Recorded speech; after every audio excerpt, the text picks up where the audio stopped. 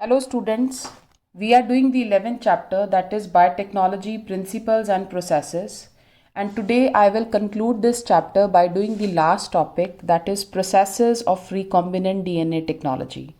In processes we will study what are the various steps which are involved in recombinant DNA technology, and all of these steps they are carried out in a definite sequence.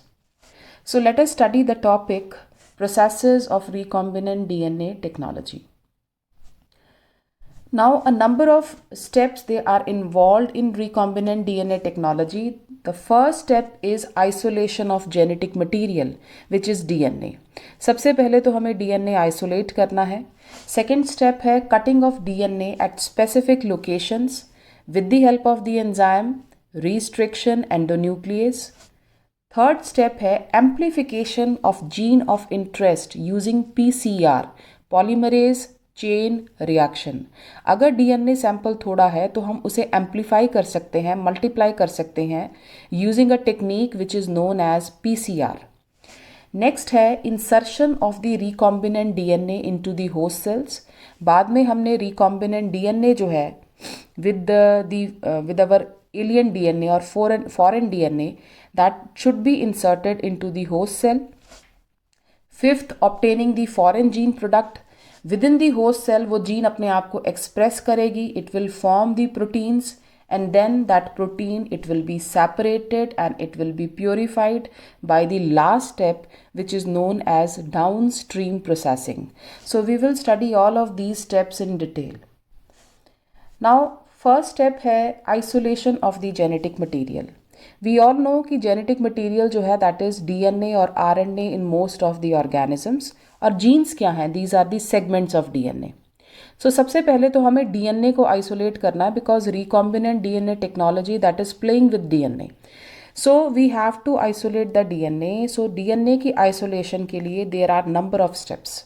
सबसे पहला है कि treat the bacterial cells, plants और animal tissues with enzyme like lysozyme, cellulase और chitinase. अब ये enzymes क्यों use की जा रही हैं स्टूडेंट्स? कि जो बैक्टीरियल सेल वॉल है उसको ये एंजाइम डिजॉल्व करेगी. अगर हमने बैक्टीरियल सेल से डीएनए को आइसोलेट करना है तो सबसे पहले तो उसकी सेल वॉल को डिजॉल्व करना पड़ेगा. तो अगर बैक्टीरियल सेल है तो उसकी सेल वॉल को डिजॉल्व किया जाएगा with the help of enzyme lysozyme. अगर प्लांट सेल है तो प्लांट सेल की जो सेल वॉल है that is made up of cellulose, उसको हम डिज़ोल्व करेंगे with the help of enzyme cellulase. अगर फंगल सेल है, फंजाई है, तो उसकी सेल वॉल को डिज़ोल्व किया जाएगा with the help of the enzyme chitinase. Because हमें पता है कि जो फंजाई की सेल वॉल है that is made up of what? That is made up of chitin. So ये डिफरेंट एंजाइम्स यूज़ की जा रही हैं for dissolving the cell wall of either bacterial cells और प्लांट सेल्स और fungi cell. So the cell is broken, so cell will be broken out, the cell wall will be dissolved with the help of all these enzymes and the DNA will be released. But we all know कि DNA की packing हुई है. DNA जो है वो packed हुआ है with the help of histones जो कि बेसिक प्रोटीन्स हैं. अ नंबर ऑफ न्यूक्लियस के अंदर जो है RNA that is also formed. So हमने डीएनए को आइसोलेट तो कर लिया but that DNA it contains histones, that is proteins, it contains RNA, it contains small amounts of other molecules also. So we have to separate this DNA. So what is the next step? Now what we will do, we will treat it with the enzyme ribonuclease. तो ribonuclease जब हम use करेंगे, ये particular enzyme use करेंगे तो naturally RNA जो है that will be digested out और that will be removed out. If histones they are present, histones DNA की पैकिंग में हेल्प करते हैं, हमें पता है these are the basic proteins. तो हिस्टोन्स को रिमूव करने के लिए we will use the enzyme protease. And similarly, अगर different types of or other molecules they are present, they will also be removed out by the appropriate treatments of the enzymes. Mostly हम देख रहे हैं students यहाँ पे enzymes use की जा रही हैं और ये enzymes जो हैं वो अलग अलग बायोमोलिक्यूल को dissolve करके digest करके उसको क्या कर रही है? remove कर रही है. Now we will have to precipitate out the DNA, DNA की प्रेसिपिटेशन की जाएगी। तो डीएनए की प्रेसिपिटेशन कैसे की जाती है? By adding chilled alcohol. Now chilled alcohol that will be added, और इस तरीके से purified DNA it will precipitate out as fine threads in the suspension. ठीक है, चिल्ड अल्कोहल जैसे हम डालते हैं, ठीक है, अपने उस सोल्यूशन में जहाँ पे हमने डिफरेंट एंजाइम्स डाली थी अलग अलग बायोमॉलिक्यूल्स को डिसॉल्व करने के लिए, जैसे हम उसमें चिल्ड अल्कोहल हमने पोर किया, हम देखते हैं कि डीएनए जो है वो प्रेसिपिटेट आउट हो जाएगा। सो इस तरीके से डीएनए जो है that will be separated out. So now it will be separated out by the process of spooling. So now पहला हमारा स्टेप था कि हमने जेनेटिक मटेरियल डीएनए को आइसोलेट करना था. We have isolated the DNA. Now what is the next step? Cutting of DNA at specific locations. अब हमने डीएनए को कट करना है at specific location. So purified DNA that is incubated with the enzyme restriction enzymes. हमें पता है कि ये जो रिस्ट्रिक्शन एंजाइम्स हैं इन्हें हम मॉलिकुलर सीजर्स कहते हैं. They are used for cutting the DNA. ठीक है, सो डीएनए को कट करेंगे with the help of these enzymes, और छोटे छोटे फ्रेगमेंट्स जो हैं डीएनए के they will be formed out. ठीक है, नाउ ये जो डीएनए के फ्रेगमेंट्स हैं इनको हम सेपरेट करेंगे by a technique which is known as gel electrophoresis. इस टेक्निक को हमने बड़े डिटेल में स्टडी किया है in our second lecture of this chapter. So DNA fragments जो हैं they will be separated out by a technique agarose gel electrophoresis that is employed to check the progression of a restriction enzyme digestion. जैसे हम चाहते हैं कि restriction enzyme का action जो है वो अब बंद हो जाए, स्टॉप हो जाए, तो हम फटाफट उसकी क्या कर देते हैं, जेल इलेक्ट्रोफोरेसिस कर देते हैं. डीएनए की फ्रेगमेंट्स क्या हो जाती हैं, सेपरेट आउट हो जाती हैं. ठीक है, सो हमने जेल इलेक्ट्रोफोरेसिस टेक्निक को यूज़ किया to check the progression of the restriction enzymes. So इस टेक्निक के बारे में, जेल इलेक्ट्रोफोरेसिस टेक्निक के बारे में हमने डिटेल में स्टडी किया है कि जो डीएनए होता है that is negatively charged, so it will move towards the anode. ठीक है, it will move towards the anode which is positively charged, और इस तरीके से डीएनए के फ्रेगमेंट्स को हम सेपरेट कर लेंगे according to their size through the sieving effect of the agarose gel. ठीक है, सीविंग इफेक्ट है एगरोज जेल का. And we all know that this agarose, it is a polysaccharide which is obtained from the seaweeds.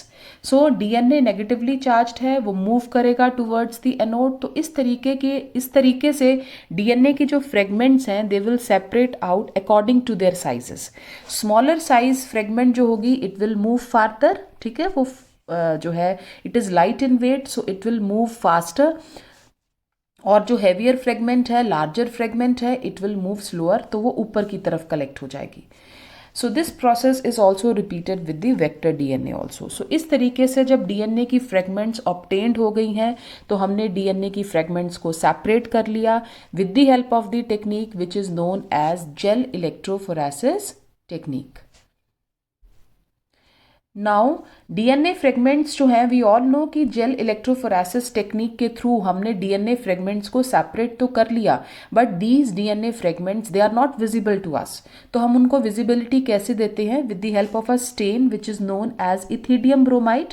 तो ये ethidium bromide जो है this stain it will be taken up by the DNA molecules and it will appear orange. The DNA जो fragments हैं जब ये stand ले लेंगे अपने ऊपर तो ये ब्राइट ऑरेंज कलर के नज़र आते हैं when they are expose to UV radiation. ठीक है, विजिबल लाइट में नहीं नज़र आएंगे, ये यूवी रेडिएशंस में नज़र आते हैं as bright orange coloured bands. So इस तरीके से we all know that our DNA जो भी पर्टिकुलर जीन है it is separated at this particular location और दिस पर्टिकुलर लोकेशन. बिकॉज ये सारा जो डीएनए है that is very small in size, that is not visible to us. Even हमने gel के ऊपर डीएनए फ्रेगमेंट सेपरेट तो हो गई हैं but they are not visible to us. तो हमने उसको विजिबिलिटी कैसे दी, with the help of this particular stain that is known as ethidium bromide, and this stain will be taken up by the DNA molecules and they will appear in which color, they will appear in bright orange color under the UV radiations. Now DNA bands they are cut out from the agarose gel. अब हमें पता है कि हमने अब DNA को extract करना है from the agarose gel, and this step is known as what, elution. And the cutout gene of interest from source and cut vector, they are mixed and ligase is added and it creates what, recombinant DNA। तो हमने recombinant फिर plasmid या DNA create करना है कि जो vector है, vector को भी हम देखो सेम एंजाइम से कट देंगे, और हमारी जो डीएनए फ्रेगमेंट है, जो जीन हम इंसर्ट करना चाहते हैं इनटू द होस्ट सेल, उसको भी हम सेम एंजाइम से क्या देंगे, कट देंगे। सो इस तरीके से देखो स्टिकी एंड्स obtained हो जाएंगे in the vector DNA also as well as in the foreign DNA also, और इन कट एंड्स को हम लाइगेट कर देंगे, हम ज्वाइन कर देंगे with the help of the enzyme ligase, और इस तरीके से हमारा तैयार हो जाएगा recombinant DNA, जिसको हम recombinant plasmid भी कहते हैं। So this recombinant DNA, it is created by joining the vector with the foreign DNA। So this recombinant DNA, it contains our foreign DNA जो कि हम होस्ट सेल के अंदर ऐड करना चाहते हैं। So we have created what, recombinant DNA। Now what is the next step? PCR, polymerase chain reaction। Amplification of gene of interest. अगर हमारे पास डीएनए सैंपल थोड़ा है तो हम उसे मल्टीप्लाई भी कर सकते हैं, उसे एम्प्लीफाई भी कर सकते हैं with the help of this technique which is known as PCR, polymerase chain reaction। So polymerase chain reaction is the synthesis of multiple copies of the gene of interest in vitro in lab conditions using two sets of primers and the enzyme DNA polymerase। ठीक है, so in lab condition we will be amplifying or we will be multiplying our DNA sample if the DNA sample that is small in amount। और ये जो primers होते हैं, हमें पता है कि डीएनए की रेप्लिकेशन के लिए प्राइमर्स रिक्वायर्ड होते हैं because DNA polymerase can not initiate the process of replication.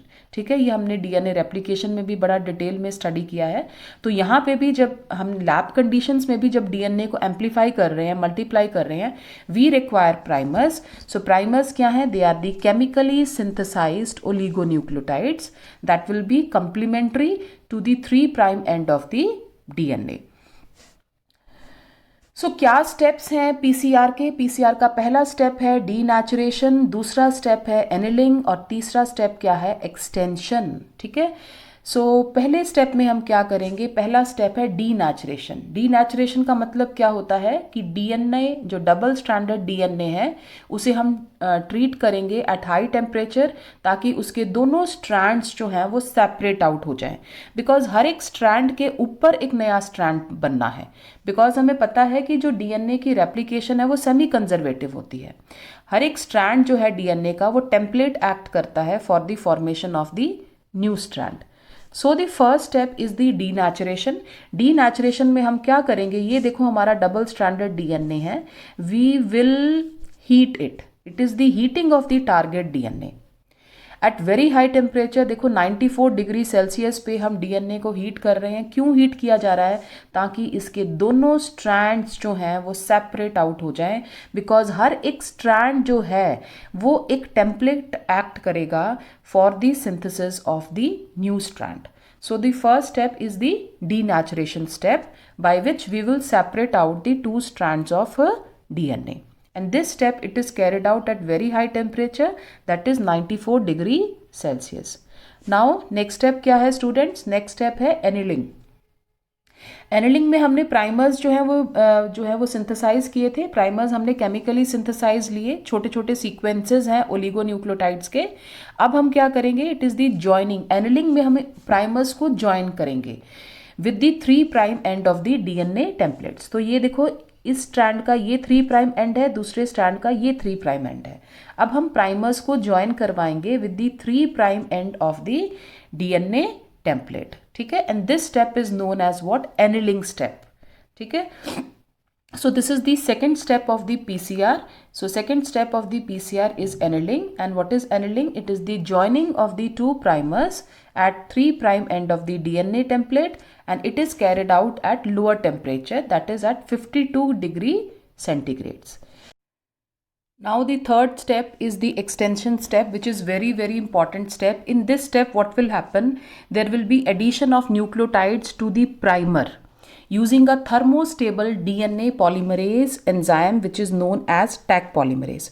Student, second step था annealing. Annealing में हमने primers को ligate किया था, attach किया था with the 3' end of the DNA template strand. Now what will happen? There will be formation of new strand over these primers, और इस तरीके से now the DNA it will replicate itself or it will make its copies.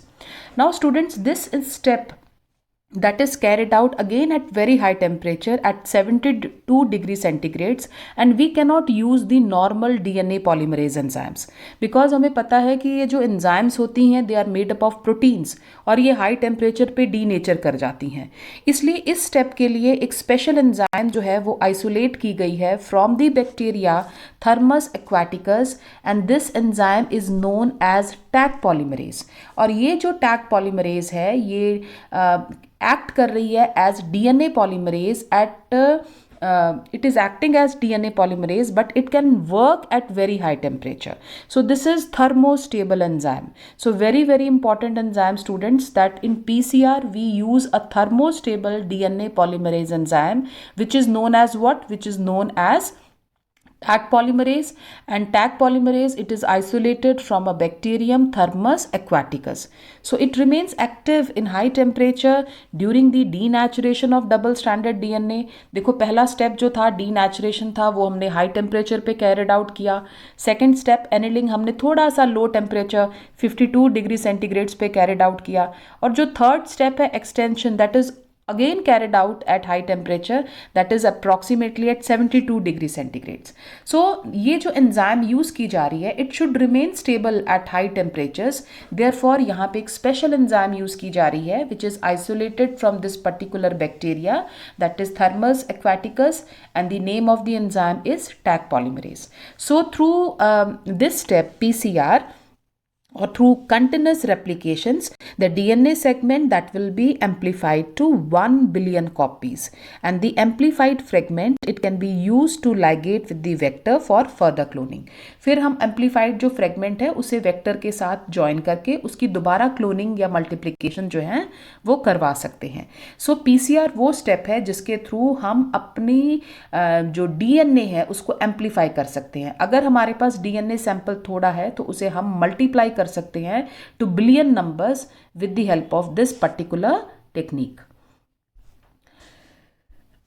So amplification of gene of interest at a glance अगर हम देखें तो denaturation जो है that is the separation of the two strands of DNA, it is carried out at high temperature, that is at 95 degrees centigrades. The annealing step in which the oligonucleotides they join at the 3' end of the DNA molecule, that is carried out at little bit lower temperature, that is at 55 degrees centigrades.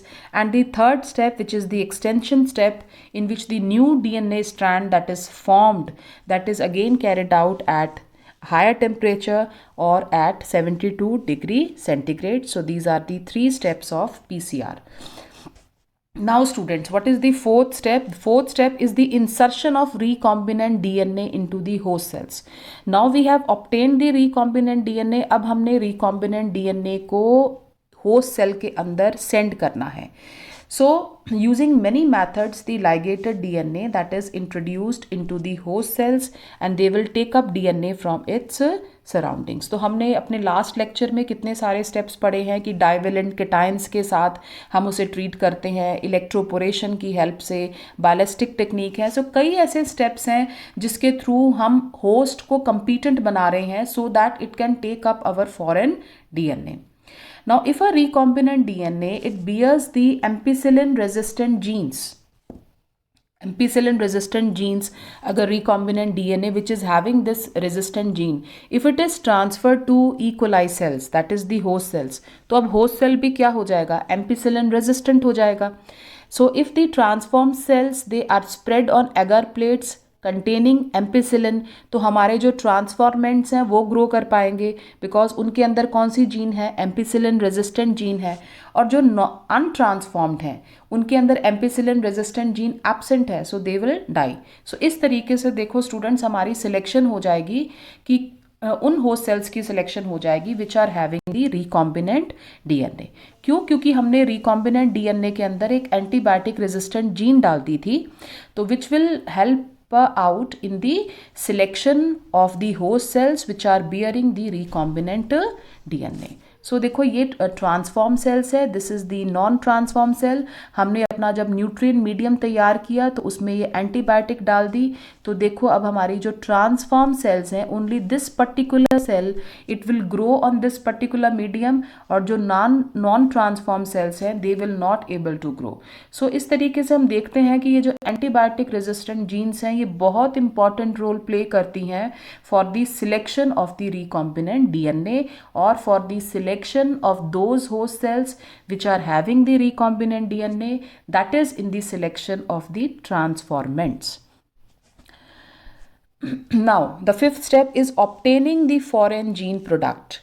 Ultimate aim जो है recombinant DNA technology का, that is to produce a desirable protein. हमने host cell के अंदर अपनी foreign gene क्यों insert की है? ताकि वो फॉरेन जीन होस्ट सेल के अंदर जाके अपने आप को एक्सप्रेस कर सके। तो वो होस्ट सेल के अंदर जाके अपने आप को एक्सप्रेस करेगी by forming a particular protein. ठीक है, so if the protein encoding foreign gene is expressed in a heterologous host, that is known as recombinant protein. अब देखो हमने वो जो फॉरेन डीएनए है वो जब हमने होस्ट सेल के अंदर ऐड किया है, तो हम चाहते हैं कि वो फॉरेन जो डीएनए है या जीन जो है वो होस्ट सेल के अंदर जाके अपने आप को एक्सप्रेस करे। कैसे एक्सप्रेस करेगी? प्रोटीन्स को फॉर्म करके एक्सप्रेस करेगी। तो अगर एक प्रोटीन एनकोडिंग फॉरेन जीन अपने आप को एक्सप्रेस कर जाती है in a heterologous host, then it is known as what? Recombinant protein. So this is the fifth step of recombinant DNA technology, that is obtaining the foreign gene product. Cells with foreign genes, they can be grown in laboratories. The cultures, they are used to extract the desired protein and purify it by using the separation techniques. So हम foreign genes जो हैं उन्हें laboratories में grow कर सकते हैं, उसके बाद वो genes अपने आप को express करेंगी by forming the recombinant proteins. फिर हमने उन proteins को extract करना है, उन्हें purify करना है with the help of separation techniques. The cells, they can also be multiplied in continuous culture systems. ठीक है, कल्चर सिस्टम जो है वो उसे हम कंटिन्यूस भी रख सकते हैं। Continuous means it will keep on moving, it will never stop. कैसे भी? हेयर द यूज्ड मीडियम जो है that is drained out from one side, एक साइड से हम जो यूज्ड मीडियम है उसे ड्रेन आउट कर रहे हैं, दूसरे साइड से हम फ्रेश मीडियम जो है वो ऐड ऑन कर रहे हैं। ठीक है, तो एक तरफ से हम रिमूवल कर रही जा रहे हैं मीडियम की, एक तरफ से हम एडिशन कर रही जा रहे हैं फ्रेश मीडियम की। तो इस तरीके से ये प्रोसेस जो है it keeps on moving. So this is known as continuous culture system. So it maintains the cells more physiologically active, so produces a larger biomass and it yields more desired proteins. ठीक है, जो host cells हैं वो usually bacterial cells हैं, तो उन्हें nutrient required है for its growth, ठीक है, फॉर इट्स मल्टीप्लिकेशन। तो हम क्या कर रहे हैं, अपना कल्चर जो सिस्टम होता है उसे कंटिन्यूस रखते हैं। एक तरफ से हम यूज्ड मीडियम ड्रेन आउट कर रहे हैं, एक तरफ से हम फ्रेश मीडियम जो है वो ऐड ऑन करते हैं, so that our culture system it remain continuous and we can obtain a larger biomass of the desired proteins. Now bioreactor students, अगर हमने रिकॉम्बिनेंट प्रोटीन जो है वो लार्ज कमर्शियल लेवल पे ऑब्टेन कर रहा है, तो उसके लिए हम लैब कंडीशंस में नहीं, स्मॉलर वेसल्स में नहीं, we use very large vessels. ठीक है, सो बायोरिएक्टर्स जो हैं these are the large size vessels in which the raw materials they are biologically converted into the specific products and enzymes using the microbial, plant, animal और human cells. ठीक है, so bioreactors बहुत बड़े बड़े vessels हैं जिन पे commercial level पे, large scale level पे हम रिकॉम्बिनेंट प्रोटीन्स को क्या करते हैं, ऑब्टेन करते हैं.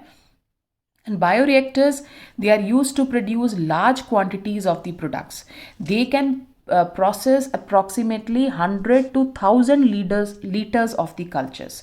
ठीक है, इतना ज़्यादा कल्चर जो है वो उसकी प्रोसेसिंग कर सकते हैं ये बायोरिएक्टर्स, इनकी इतनी ज़्यादा कैपेसिटी होती है.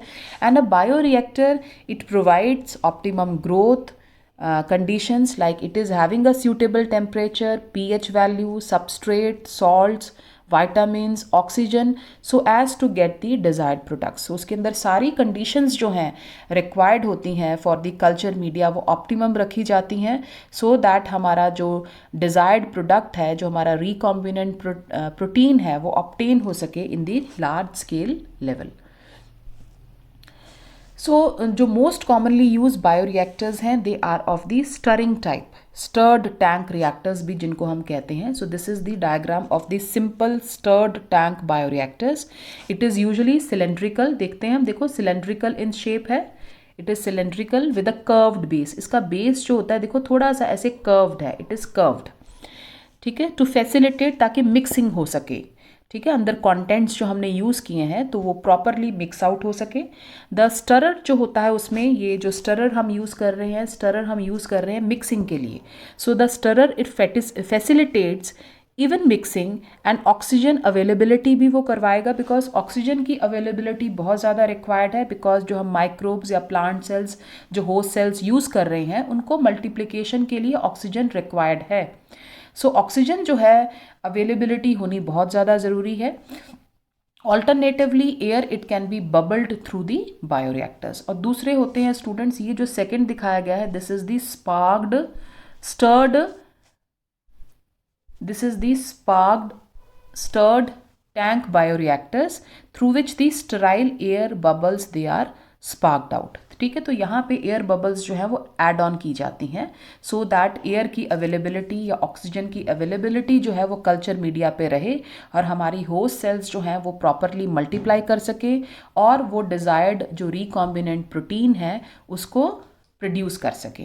सो ये दो टाइप के जो है बायोरिएक्टर्स यूज़ किए जाते हैं. One is the stirred tank bioreactors and the second is the sparged stirred tank bioreactors. So bioreactors पे हमने लार्ज स्केल जो है प्रोडक्शन की है अपने रिकॉम्बिनेंट प्रोटीन्स की. So what are the various parts of a bioreactors. Bioreactors जो है उनमें एक एजिटेटर सिस्टम होता है, एक ऑक्सीजन डिलीवरी सिस्टम है, एक फोम कंट्रोल सिस्टम भी प्रेजेंट होता है. So you must know the various parts of these bioreactors. Foam control system है, टेम्परेचर कंट्रोल सिस्टम है, पीएच कंट्रोल सिस्टम है, सैम्पलिंग पोर्ट्स हैं. ठीक है, फॉर स्पेसिफिक और for periodic withdrawal of the culture. ठीक है, थोड़ा थोड़ा हम कल्चर मीडिया जो है वो विड्रॉ करके देख सकें कि हमारा वो प्रोडक्ट जो है वो फॉर्म्ड हुआ है या नहीं हुआ, उसकी क्वालिटी कैसी है. तो ये सब कुछ भी चेक किया जा सकता है with the help of sampling ports. So these are the various parts of the bioreactors. Now the last step of the recombinant DNA technology, that is the downstream processing. तो जब हमारा recombinant protein जो है वो obtain हुआ है, now what we'll do, we will separate out that particular recombinant protein और we will purify it. So downstream processing जो है उसमें वो processes involved हैं जिसमें हम अपना जो recombinant protein है उसे separate out करेंगे, उसे purify करेंगे.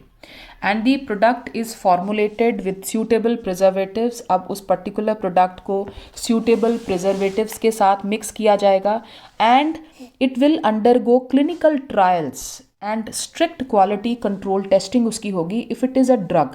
ठीक है, बिकॉज उस drug if that particular recombinant protein उसे ड्रग के तौर पे यूज़ करना है तो उसकी प्रॉपर स्टूडेंट्स क्लिनिकल ट्रायल्स होती हैं, स्ट्रिक्ट क्वालिटी कंट्रोल टेस्टिंग होती हैं before it can be marketed out. ठीक है, तो बिफोर मार्केटिंग पूरी की पूरी जो है वो चेकिंग की जाती हैं.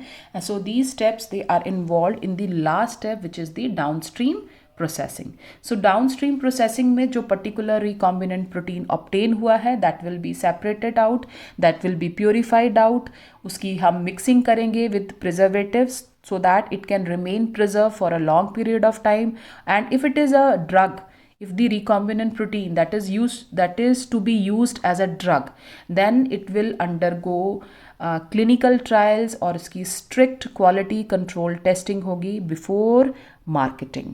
So this is the last step of the recombinant DNA technology, that is the downstream processing. तो हमने recombinant DNA technology में different steps को पढ़ा students, और ये सारे के सारे steps जो हैं they are carried out in a definite sequence. तो पहले step में हमने देखा कि किस तरीके से हम DNA को isolate करते हैं. डीएनए को आइसोलेट करने के बाद उसके छोटे छोटे फ्रेगमेंट्स किए जाते हैं, फिर उनकी हम सेपरेशन कर रहे हैं with the help of jail electrophoresis technique. फिर हम वेक्टर के साथ अपना फॉरेन डीएनए इंसर्ट कर रहे हैं in order to form the recombinant DNA. Recombinant DNA को फिर होस्ट सेल्स के अंदर ऐड ऑन किया जाता है, और जैसे जैसे होस्ट सेल्स मल्टीप्लाई करती है वैसे वैसे हमारा वो पर्टिकुलर जो फॉरेन डीएनए है वो अपने आप को मल्टीप्लाई करता है. It is also expressing itself within the host cell to form the recombinant proteins, और बाद में हम उस रिकॉम्बिनेंट प्रोटीन को सेपरेट आउट करते हैं and we will purify out. So these are the various steps of recombinant DNA technology, and with this students this chapter is complete now. So thank you all of you.